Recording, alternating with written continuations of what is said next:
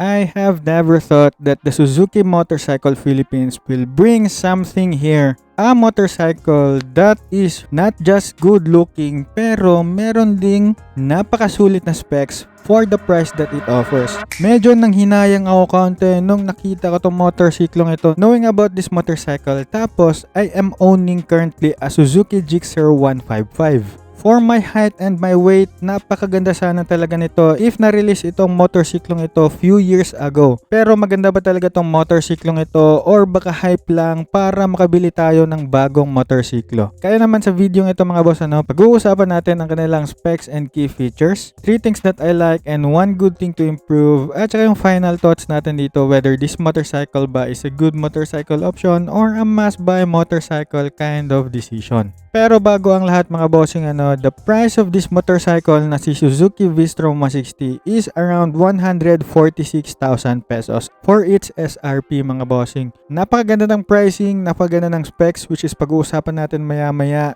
and napakasulit sa daming features na itong na-offer for these motorcycles. Meron nga pala itong dalawang colors mga bossing, which is meron tayong solid color yellow at saka pearl black na napakaganda. Mukha palang adventure ready na. Now, if ang pag-uusapan naman natin ngayon mga bossing is ang specs and key features, meron tayong 162cc single cylinder for its displacement, single overhead cam na camshaft with 2 valves, power of 14.8 horsepower at 8,000 RPM, and torque of 14.7 Newton meters at 6,500 RPM. Meron din naman tayong bore stroke dito na 60 by 57.4, compression ratio naman of 9.65:1, and fuel capacity of 13.2 liters. Meron nga pala tayong 5-speed gearbox na naka-manual transmission dito sa motorsiklong ito, and it's just weighing around 148 kilograms. Naka-FI na nga pala tayo dito with 50 kilometers per liter claimed na fuel consumption. Maganda din kasi air-cooled lang, less maintenance. Meron na rin tayong USB power socket dito na magandang feature for your adventure. Naka-dual channel ABS na rin tayo dito which is sobrang ganda. Meron tayong new LCD digital display dito and ating LED headlight na mas pag-uusapan natin maya-maya. And ngayon naman mga bossing, pag-usapan naman natin ang kanilang dimensions. Meron tayong 795mm na seat height, 160mm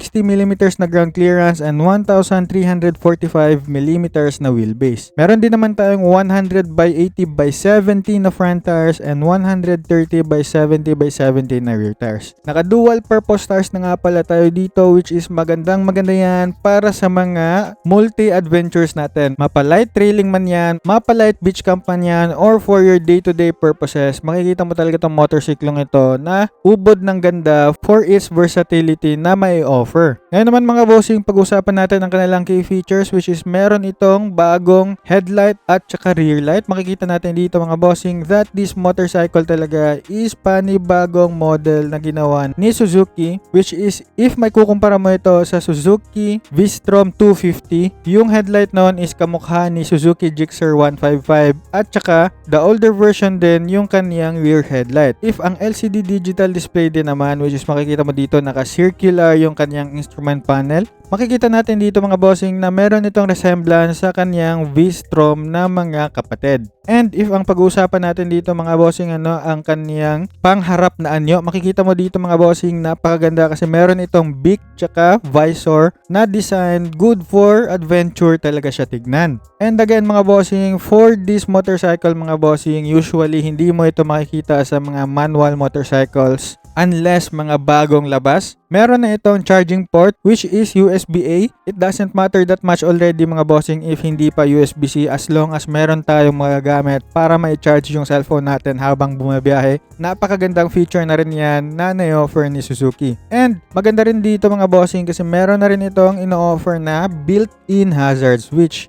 so less na talaga yung mga customization natin dito, especially gagamitin mo to for long adventure. Kakailanganin mo talaga to kasi if ever magkaroon tayo ng aberya, yung mga emergency na wag naman sana, magandang tulong yung hazard switch natin para naman makapagbigay ng awareness sa mga tao. Ang nagustuhan ko rin dito mga bossing is that meron itong rear mud guard mga bossing na tulad kay Suzuki Gixxer mga bossing na makakapagtulong talaga mga bossing sa mga putikan, sa mga splashes ng baha at kung ano-ano pa para less talaga yung dumi na didikit sa motorsiklo mo or yung talsek sa likod if ever meron man kayong back ride. Maganda din dito mga bossing kasi hindi lang siya sa mga physical features kundi meron din itong tip angle sensor mga bossing which is if ever nasa-sense ng motorsiklo natin, if ever medyo natagilid ito, may technology dito si Suzuki na if ever natagilid yung motorsiklo natin, mag-off siya para naman less casualties pa just in case mahulog yung motorsiklo tapos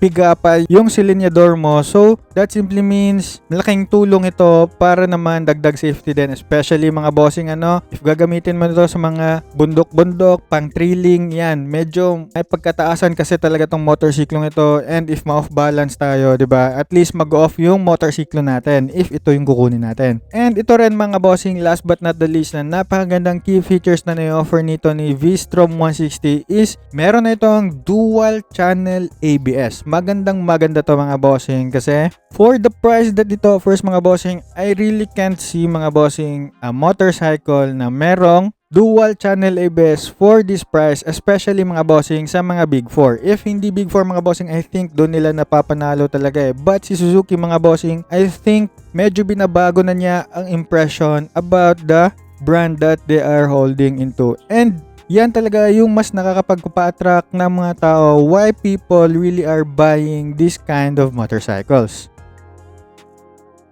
And if nagugustuhan mo na rin si Suzuki V-Strom 160, here are 3 things that I like and 1 good thing to improve about this motorcycle na sa tingin ko magugustuhan nyo rin and mapag-iisipan nyo rin. Which is first and foremost, this motorcycle is a new motorcycle released from the Suzuki. Alam naman natin mga bossing, pag bagong-bagong dating sa Pilipinas, lilingunin ka talaga ng mga tao dito kasi panibagong lasa ito sa pangmasa and sa tingin ko talaga lilingunin ka talaga dito if ito yung kukunin mo. Next naman mga bossing, meron itong big fuel tank storage which is meron tayong 13.2 liters which is napakaganda talaga mga bossing. Dagdagan mo pa ng estimation of 50 kilometers per liter na fuel tank consumption. Nako, napakalayo talaga ng mararatnan mo if ito yung gagamitin mong motorsiklo. Less kilometers range anxiety ka pa. And last but not the least mga bossing na nagustuhan ko talaga dito mga bossing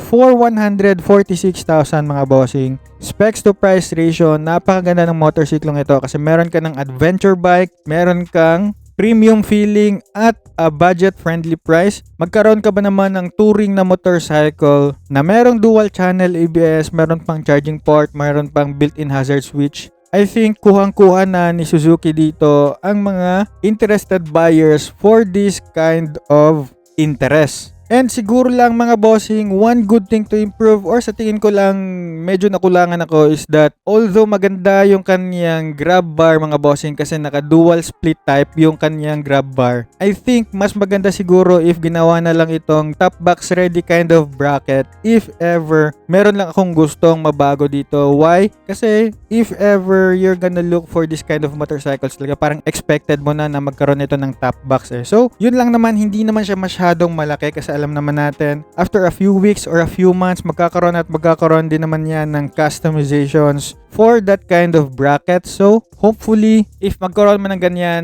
I am for sure mas marami pang magkakaroon ng ganitong setup. Yung merong top box, tapos lalagyan pa ng mga saddle bag sa gilid. So, sobrang ganun yan tignan talaga. And andito na tayo sa final thoughts natin about this motorcycle, whether this motorcycle ba is a good motorcycle option or a must-buy motorcycle kind of decision. For me, mga bossing if alam ko lang na mayroong ganitong klaseng ino-offer si Suzuki, I am for sure mag-iipon talaga ako because few years ago, I think 2021 or 2022, yung pagkabili ko kay Suzuki Gixxer 155, it was priced around 99,000 pa yata or 97,000. Way back then pa noon nung hindi pa nagkaroon ng inflation. So, if ever for this price, 146,000 and around 97,000 yung naipon ko for cash sa Suzuki Gixxer, I could really say mas mag-iipon ako konti and ito yung bibilhin ko if hindi ako bumili ng Suzuki Gixxer 155. I think this is really a much better suitable for me, especially na gustong gusto ko rin din naman magkaroon ng motorsiklong pang touring pero hindi masyadong malaking sisi kasi alam nyo naman nandito lang naman ako sa Cebu, hindi ko masyadong magninid ng 400cc para makapunta ng mga expressways. Touring wise, adventure wise, hindi ko kakailanganin ang napakalaking sisi, so I can really say isa talaga to sa napakagandang motorsiklo or a mass bike kind of motorcycle. Especially mga bossing ha, if